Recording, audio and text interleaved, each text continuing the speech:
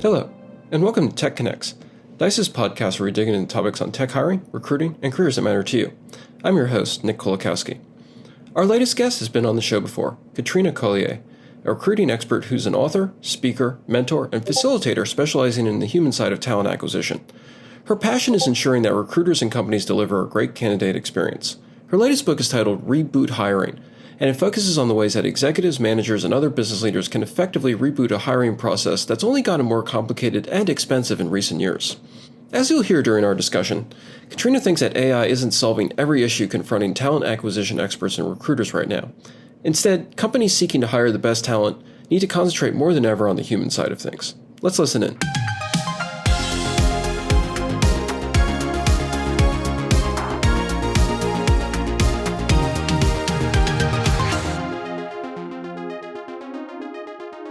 So thank you for being on again.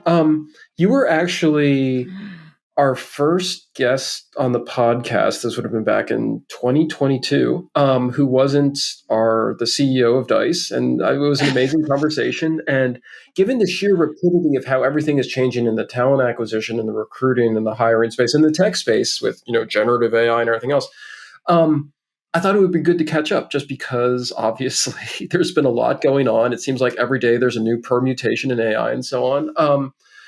So one of the big true. things, And the 2020s have just gone on forever. I know. It's like it's like, wow, that happened in like 2023 and it feels like it should have happened in like 2017. Because you went back in 2022. It's like, that's like 18 months ago. But, it feels like it was 3, 4, 5, 6, 7 years ago. It's crazy. Absolutely crazy.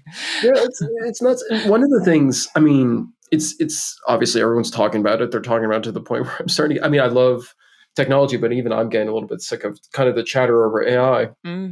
But how are you seeing the talent acquisition landscape and like the managerial landscape shifting as a result of AI? Is this one of those things where it's like there's just tons of hype, but it's not actually moving the needle for anyone? Or do you see people like actually implementing it from from a hiring and a management perspective? Is it being integrated in actually? Yes. Okay. I'm seeing. Let's just for a minute, can we just talk about TA in general in the 2020s though? Because I kind of want to set this scene. Okay. They were fired. Oh, sorry. Companies downsized in a panic during the pandemic. They were fired. Then they were rehired during all of the overhiring, right? And there was massive overhiring in 2021 into 2022. Then TA was fired again. And then they have been rehired, but not necessarily rehired well. So by that, I mean a lot of the exceptionally good leaders, global heads of, are not getting rehired. They're rehiring less experienced people into those roles because they're cheaper, but they don't have the experience to be able to push back and set the team up. And then you've got generative AI that's come along. So I think what's going to happen is we're going to have another round of layoffs in TA. Because I'm allowed to do my shameless plug of my new book, Reboot Hiring. I'll mention this later. You have a new book out. It's out. I do. And when I was researching that, I realized that some companies are already trying to use AI to replace recruiters.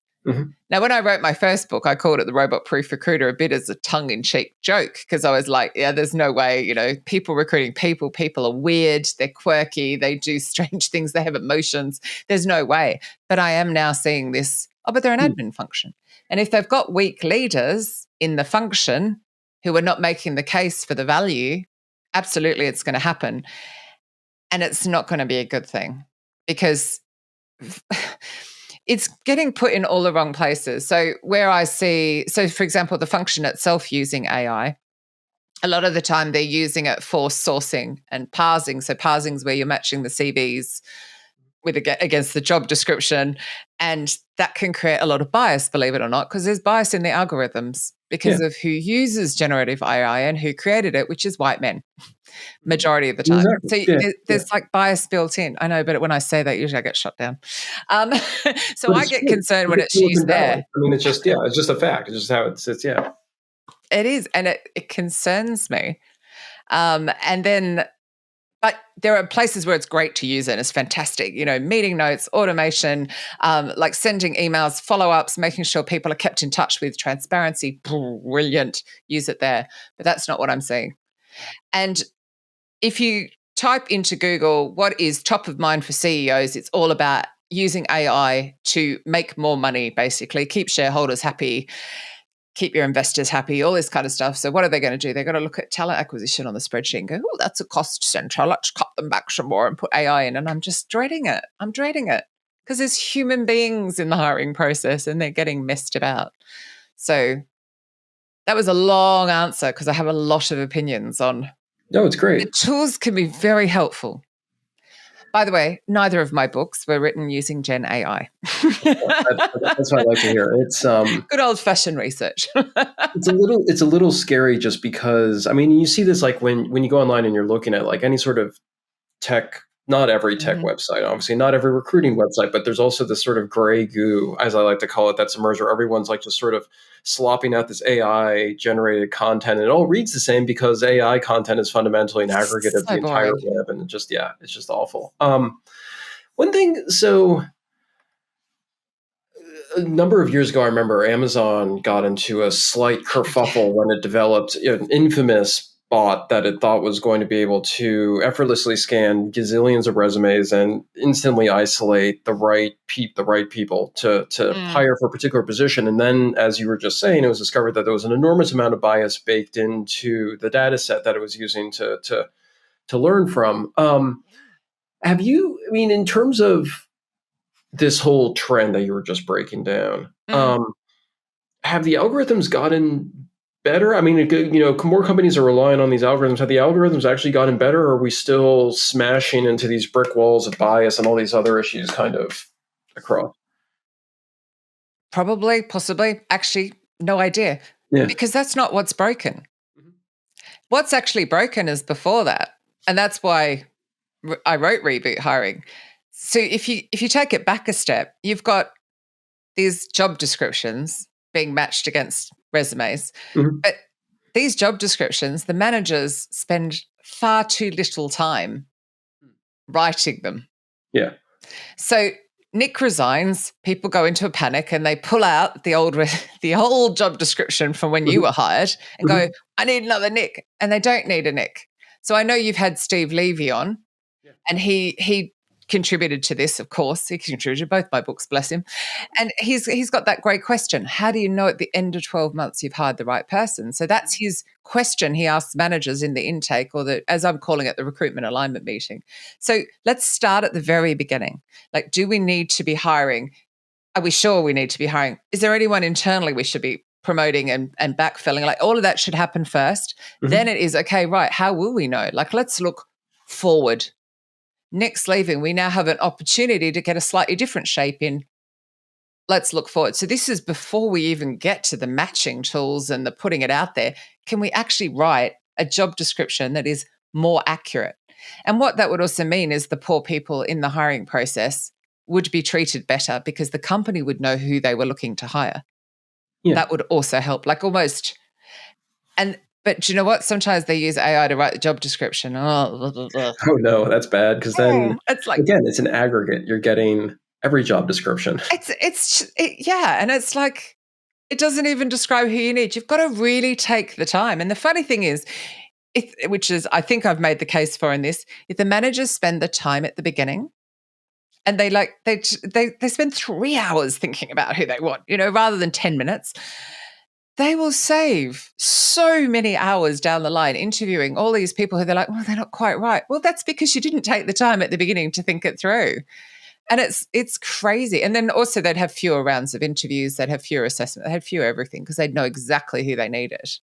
Yeah. And this is my frustration that's wrong. And then they won't partner with talent acquisition properly. There's a disrespect level that goes on there, and that is creating all the issues. And then you go and layer technology and it's just amplifying the issues. And then you see on the AI won't fix it. No. And then you see on the tech perspective, like when I talk to developers and engineers and so on, and like they just they love recruiters, don't they?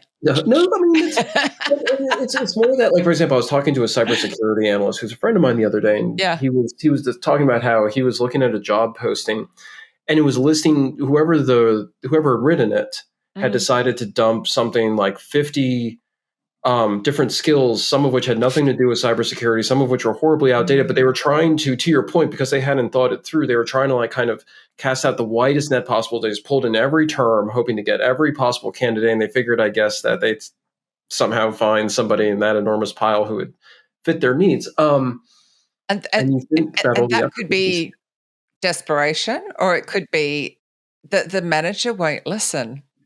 Like that too. so it was interesting. I was Miro, who's the talent acquisition specialist at Test Gorilla. So Test Gorilla do skills-based hiring or skill-based testing. Mhm. She uses their tests to push back on the managers. It's really clever. And she says, well, you want that skill and that skill. They're very similar. Which one do you want? Because we're not putting a candidate through an extra 30 minutes of testing or 20 minutes of testing. Like, she's really got them understanding the importance of the candidate experience as well. But she uses it to whittle down those must-haves. But she's created that respect level. And my whole thing, like, I've spent 2 chapters explaining why talent acquisition matters and why they're not a cost center, and why you're shooting yourself in the foot. They're basically, it's self-sabotaging behavior, because a talent acquisition specialist spends most of their time talking to candidates. So they will have talked to your friend and they will know exactly what skills that particular role has. Usually, not always, sometimes they're new, but most of the time they've been in the game a bit and they've talked and talked. So they have more of an idea of the recruitment marketplace than the manager does, who is sitting doing their day job. Yeah. And it's crazy, but they treat them like they're an administration function. They won't listen to them. They won't allow them to push back. So you end up with job descriptions with 50 skills in them. You're just going, what the hell? Where did this come from? And it is the lack of input.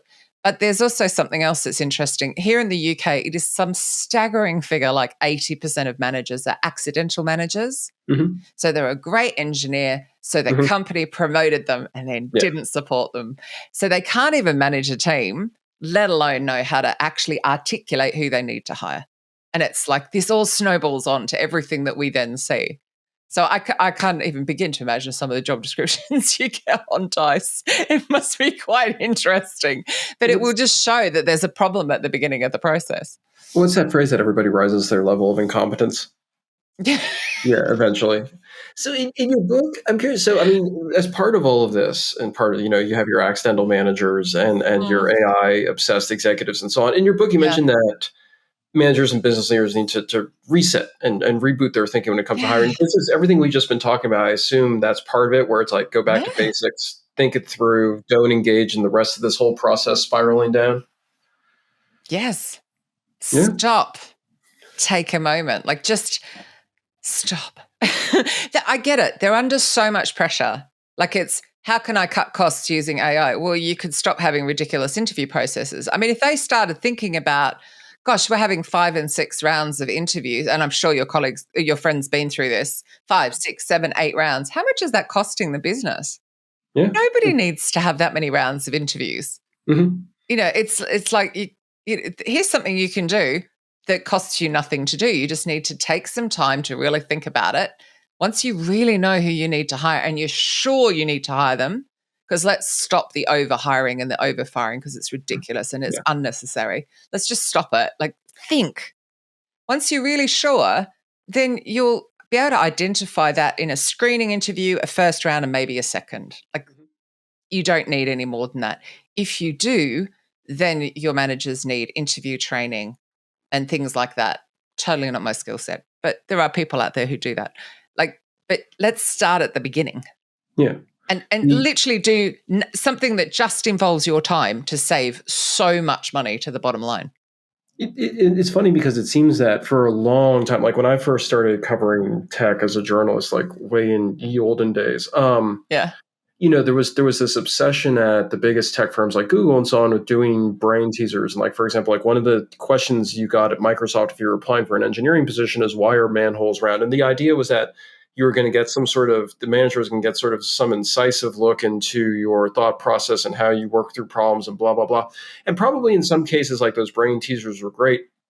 But then somebody realized at some point that asking, somebody to calculate how many golf balls will fit in a 747 fuselage probably isn't a good indicator of how well you can code or whatever. And so a lot of those companies weeded that out. But it seems that whenever there's a hot new trend in hiring or acquisition, and then people turn around and realize, oh, maybe this wasn't so hot after all. It's not tackling the fundamental problem that you're discussing. It seems like people, they're willing to do these little maneuvers, but what does it take, Yes. do you think? Or what do you think it's going to take to actually do that reset? What does it take for an organization to actually kind of dig in its heels and be like, you know what, top to bottom, we're changing the process? Like, It takes a manager who is willing to use their emotional intelligence to go, do you know what? I really don't know what I'm doing. Why don't I actually trust the expertise of my recruitment partner? Why don't I learn from them? Why don't I be vulnerable and go, do you know what? I don't know what I'm doing here. Can you help me here? Because there is a lot of that keeping up appearances. It was interesting. I'm talking a lot about that, there's talent acquisition has a lot of insecurity at the moment. Those that have been rehired don't feel like they have job security. I don't think they're the only department that feels like that. In fact, the entire company might feel like that. I was talking to a gorgeous Aoife Brady, and she was saying actually CEOs who got hired in God, what year are we into? 2019. I nearly said 1999 then. Yeah. We're in 2024. So they got hired 5 years ago in 2019. Can't believe I was going to say that. How old am I? They might have a 5-year goal, and because they won't have met it because of the pandemic. So actually, there's a whole load of insecurity. So it's kind of having the emotional intelligence to be vulnerable and say, do you know what? We have a collaboration and a communication problem here, not a technology problem. And the reason I can prove that technology doesn't fix communication is how many unread messages do you have on your phone right now? Like how many texts, WhatsApps, SMSs, they're the same thing, emails, notifications, like we're overloaded. And I can reach my phone. I bet you can reach your phone. Most of us take to the toilet to catch up. Like, it's like, this is mad. And we still struggle to communicate. In fact, I think it's harder. I miss the old days where you just call and the phone rang and you answered it. Or you had email plus phone and that was it. And that was it. And it was platforms, actually easier. And now we've got so much. So it's having it is literally having that vulnerability to take that back. Can we just go back to the pothole covers? I'm assuming it's because they're round and you can twist them into position and lock them. Yeah, as I'm vaguely recalling, the other thing is you can't drop a round manhole into the shaft. Yeah, it won't go in. And have it go in. I think it's something to do with that. And you can roll it, I guess, like across the pavement. Twist it and lock it.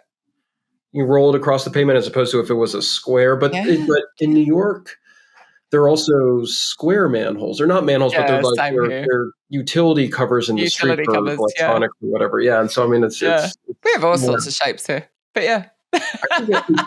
I totally had to know the answer to that, by the way. It was just like you'd left me hanging.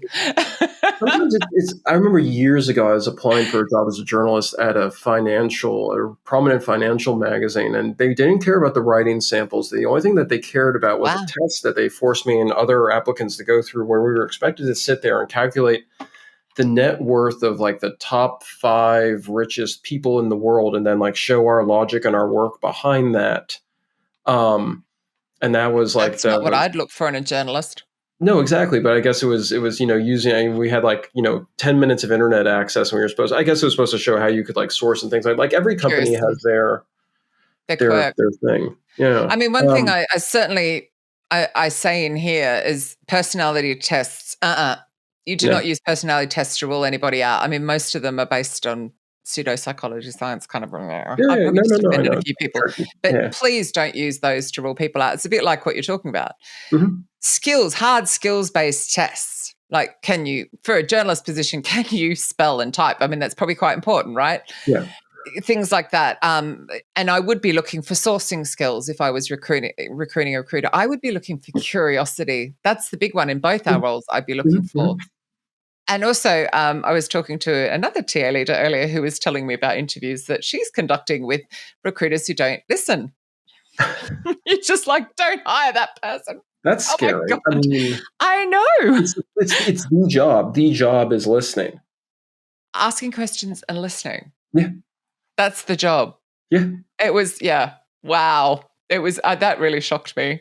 But, that's where I quite like a tool like MetaView, for example, where actually it will at least transcribe the recording for you. So it does take the weight off the listening, and then they can focus more instead of typing. They can, which is quite a cool thing. And that also dovetails on what you were saying earlier about emotional intelligence and about how, I mean, like listening is the key aspect of that. It makes me wonder, I mean, as you're talking to people, I mean, it's a kind of a two-parter. Do you see companies that are exhibiting that emotional intelligence, and does it translate into those companies standing out? Like when they're recruiting talent, when candidates are attracted to them? I mean, do you see that playing out now, or do you think it's something that's not quite there yet for a lot of firms?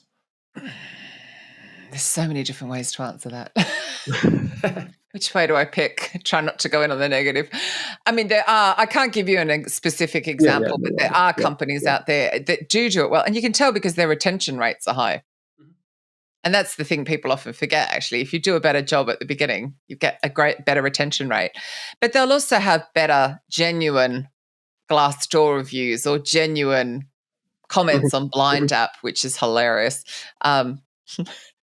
Your engineers on there, the stuff they write, it's so cool. It's like very like, oh yeah, I'm quite sure that manager was racist. Yeah, I believe it. I'm like, wow, yeah, interesting stuff. But they won't have that. And they won't have a problem with their employers will refer people in because they know that they'll get treated well through the hiring process. So it's more giveaways like that.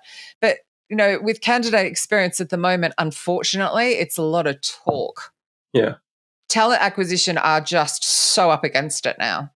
A lot of them are just firefighting, working on too many roles, and things like that, that it's with best intent. And I do genuinely feel sorry for anybody in the hiring process at the current time. It's the Mhm. worst I've seen it. Like, And I'm talking, and I've been through yeah, yeah, 2008 yeah. and 2020. It's just bizarre what is going on out there. But I think what will happen is when the market does finally stabilize, is that a lot of people who've taken short-term positions will go, Mhm. and those companies who mistreated people will struggle to hire Yeah. because people talk and the reviews get written. So it needs to matter. There's a company called Benchmarks, and I will send you the link for that because it's not spelt how Okay. you think it is, Oh, who intriguing. actually can calculate the cost of bad candidate experience on the bottom line, Oh, which is interesting. really, really cool. Huh. Because there's only one case study, which is randomly here in the UK, for Virgin Media, who one case study in the whole world exists calculating the cost of a bad candidate experience on the bottom line. But easy because they, sell TV license, not Of TV course. license, Yeah. streaming service, whatever it's called. Yeah, yeah, So it's easy for them to calculate. You treat me badly, I won't use your service, and that's yeah. how it's. But That makes sense. it can still happen in other areas. So I mean, it seems like in terms of why you sat down to write this book, like it seems like there's a lot of material to base, or like there's a lot going on right now to base it off of. I mean, it is what's I'm just curious about it the as an author motivation, myself, like kind of what yeah, drove you to do it. Like it was, and it's so hard to write a book. It yeah, takes so much time and effort. Like what made you, well, I mean, it's sort of obvious what made you sit down to write. There's all this stuff yeah. going on. There's this need for a reset, but I'm just curious to hear Yeah, from you. sure. So I'm going to go back a book. I'm going to flash both books. Ta-da! Excellent. um, I do so love that. Yeah. I do. I love. I've got bright colors. I don't know what the next one's going to be. Hot pink or It something. pops on the But shelf. so the Robot Proof Recruiter. I was actually approached by Kogan Page for this one, and Cool. they asked me would I like to write a book, which still blows my little mind. And that was in 2018 for the first edition. This is the second, Mhm. and I said I know exactly what I want to write about. I want to write about the BS that recruiters can be replaced by technology. Mhm. Hence, it's called the Robot Proof Recruiter. But I wrote that for recruiters. Mhm. And while I was writing it, I realized that the most broken part of the entire hiring process that will never be fixed by technology is the meeting that you have with the manager to discuss the role, to set the timelines, the interview process, the commitments, the feedback, all of that meeting. There's a problem Mhm. because recruiters can't always get that meeting. And I mean internal recruiters who that's their colleague Yeah. refusing to turn up for the meeting, going, well, I gave you the job description. I want another Nick. It's like, So I felt like I needed to write a book saying everything talent acquisition feels it can't say, and explaining who they are and what they do for managers and leaders. So this second book, Reboot Hiring, I mean, it says the key to managers and leaders saving time, money, and hassle when recruiting. But this is for company leaders. It's for hiring managers, as recruiters would call them. It's for you. It's anybody who doesn't work in the talent acquisition function or in an external agency. It's for you to read. And I explain why that meeting matters. I explain what TA is, because it's a bit like HR. Sometimes it's an enigma. We know they're there. They're kind of people thing. We don't really. Yeah. I explain how to hire a good one. And stop hiring people pleasers. It's self-sabotaging behavior to have somebody do the wrong thing. And then I go into things like, your behavior, how the cost of isms and phobias ends up on the internet. And it was like, I just had all of this pent up stuff. I want to say, you're making the process so hard for yourself. Yeah. Like treating TA as a service function and a cost center is only self-sabotage. Talking down to them, refusing to partner with them. I mean, it can be really culturally hard, going back to your earlier question. If you've got an Indian male hiring manager working with a young female Indian recruiter, there's already a power imbalance because culturally women are seen as lesser. And I've worked in India with, I've seen this play out, and they're trying to push back and say, I'm trying to help you, manager. And the manager's continuing to go, well, we've always spoken to you as lesser, so we shall continue. And it's like, but that's just self-sabotage. It's just costing you. I know you've pulled a face. Sorry, I'm not me. I promise I'm not meaning it in any form of. No, I know. When the face wasn't for that. The face was the idea of somebody. The idea of a manager saying like, "We've always done it this way." Yeah. Yes. No, sorry. Yeah. Oh, good. No. I just wanted to check because I'm being cautious in how I'm speaking because I don't want to offend anyone. I was making the face more that any manager would say it in that context. That they do. Yeah. They do. It's quite extraordinary that they just, and I don't get it, but maybe they got burnt by a recruiter once and then they just think they're all crap. I mean, honestly, we're there with politicians. It's like everybody has an opinion of recruiters. Yeah. But it's crazy. In this transparent world with 5 billion people on the internet and the ability to go just run a search and find out what the company's like and the opinion, you can't be messing people around. You can't be treating people badly. It's written on the internet. So that was the motivation. It was like, stop hurting yourself, really. And this is what happens if you do. And then I go into a bit about like interview considerations, not how to interview. There's so many books out there, but just, turn up. Respect the poor candidate. Like, don't actually show up. Yeah. It's always good. Oh, there's an example in there of this poor guy who drove 3 hours to get to the interview, and the interview was cancelled 10 minutes before. Oh, so he did a 6-hour round trip. And I'm like, could you imagine how angry you'd feel? The cost of the petrol, the stress, the traffic, the driving, the exhaustion for you to cancel the interview. No, you have to know that who you're going to sub in. Like, okay, so Nick's interviewing. If Nick's not there, who's next? Right. And you decide all of that in the recruitment alignment meeting. And that candidate will talk to other candidates. Is the other thing about it too. That candidate goes and says, you can't imagine what happened to me. And then like the next thing you know, like you're talking to someone totally unrelated, some other engineer or something like that. We're like, well, yeah, I mean, it just, the cascade is amazing. Yeah. And there's an internet and it gets out. And the thing is, these stuff is going viral. These young generation, you don't even need to have a following on TikTok. They can just share their example and one video can go viral really easily on there. Yeah. Apparently, I don't know. I'm a Gen X. I'm not on there. But I'm told. But so it's going to get worse.